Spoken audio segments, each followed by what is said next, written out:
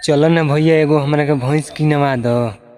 अच्छा भैंस लेवे के बा, चलो मंगर के मेला लागल बा, वही में किनवा तनी बढ़िया देख के।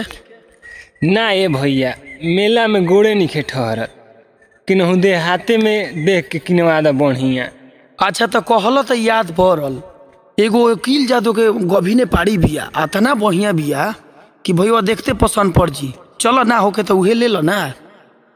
चलो चलो चलो ठीक रही उहे। के बहो घर में? हे वकील भाई, अरे निकलो, एगो ग्राहक लेके आइल बानी। के हो? अच्छा आई आई बैठी भैया बैठी।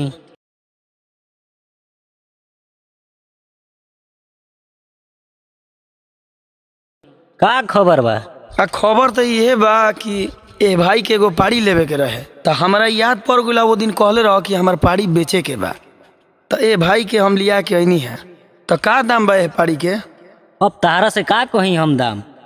ना ना तबहू एगो दाम होई नु। ऊ तो बात बढ़ले बा, ये पाड़ी के 1.5 लाख दाम बा। भैया तनी हेने आओ ना। अच्छा अच्छा चलो। भैया पड़िए के दाम मांगता कि पूरा ही न दो दो के सहिते मांगता? अच्छा रुको, हम बात करो तनी, हबड़ाए के नहीं खे। वकील भाई एक के दाम बताओ भाई, आ ओही पर 9-6 होई।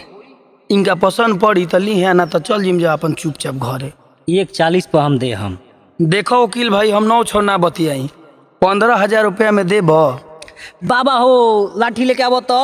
भैंस किने आइल बा कि बकरी किने आइल बा? भैया जल्दी भाग जैसी, बुझाता कि ओहिर के दुआर हो, मार के लाम को दी।